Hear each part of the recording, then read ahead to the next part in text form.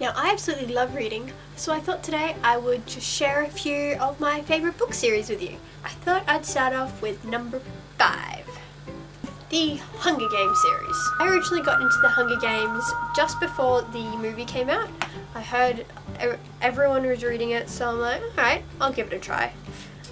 So I read it and absolutely fell in love with it. I think I finished all 3 of them in like a few days. I remember one time I was in the bookstore, I was probably about grade 9, and I picked up the Hunger Games, but it was a different cover to this one. This is my favourite cover. It was that weird one with all the lines, and I read the blurb and I was like, oh yeah, this sounds cool, but I wasn't really that grabbed to it. Even though the saying is, don't judge a book by its cover, I usually do. It's about the only thing I do judge, so it's okay. I picked it up, didn't really like it, put it back, found out about 4 years later that, hey, actually, it's really amazing. And it's not your usual love story as well. There's all that love triangle thing, but that's not what it's about. It is about the games, and it is about the war and the violence. But yes, favourite book series number 5, The Hunger Games. Number 4 is actually not a series of books, but just an author. So the author is Enid Blyton. I have all her books along here. Not all of them, but a lot of them. And she is just amazing. I grew up reading her books. One of the first novels I could read was Enid Blyton. These ones are actually my mum's from when she was really young, so they're all like falling apart, but you just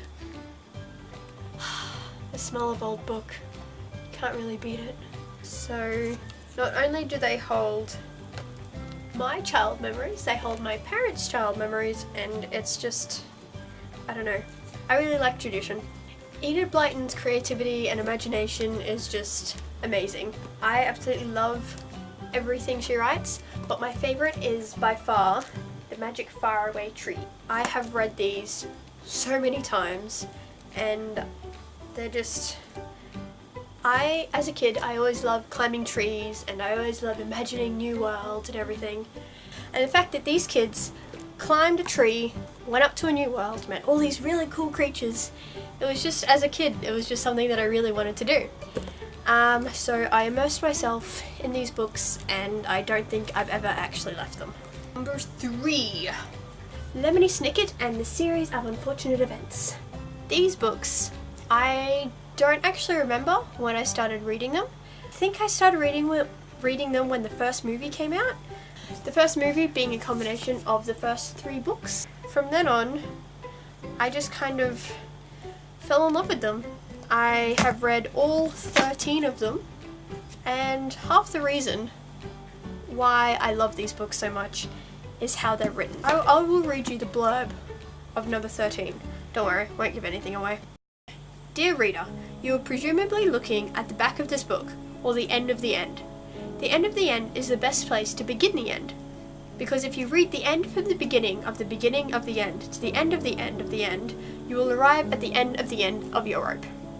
How can you not want to read a book that has something like that on the back? Just the way, like the paper, like it's all really cool, and the illustrations, they are kids' books, they're for like 12-year-olds or something, but they're amazing. Now, number 2. You can't have a book list and not have Harry Potter. I'm not gonna lie, I only started reading Harry Potter when I was in grade 9. I had seen all the movies up to that point, but I never actually read them. I have no idea why, we always had them, but I just never got around to reading them. I think the thickness put me off. I'm not sure, it doesn't put me off now. I'd always liked Harry Potter. It was always, I'd seen the movies 1,000 times over. Number 3 was always my favourite movie, still is. But then I read them and I became obsessed.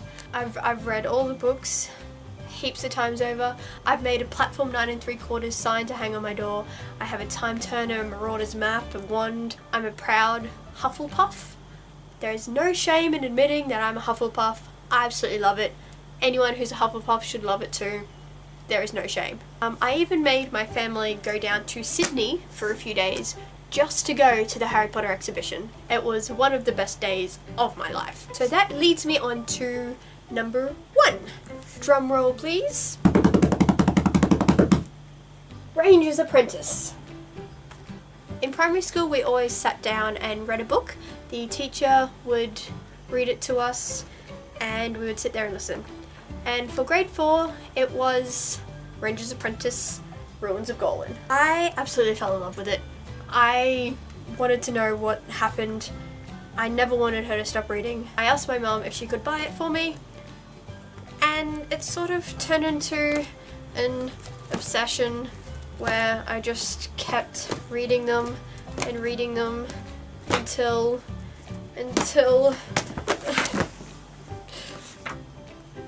the last one. This only just came out a few months ago. I finished it the other day and I'm just so distraught because it's finished. And I had the same with Harry Potter when that finished, and I had the same with Lemony Snicket when that finished, and it's just, I hate it when books have to finish. I had enough trouble thinking that the 11th one was the last one.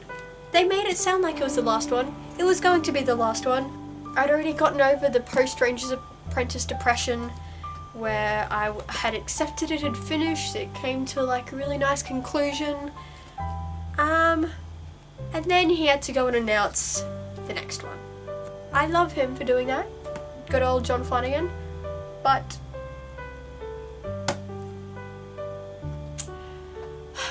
I couldn't get over what happened in it.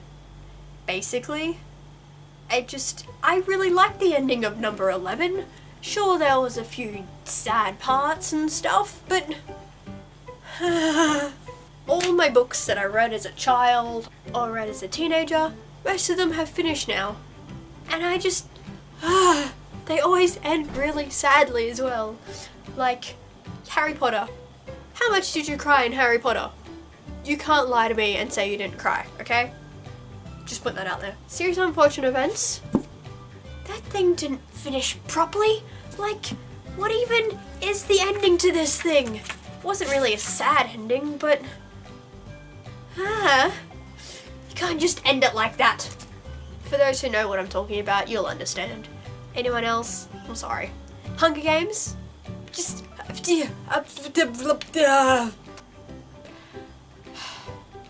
Suzanne Collins, watching you.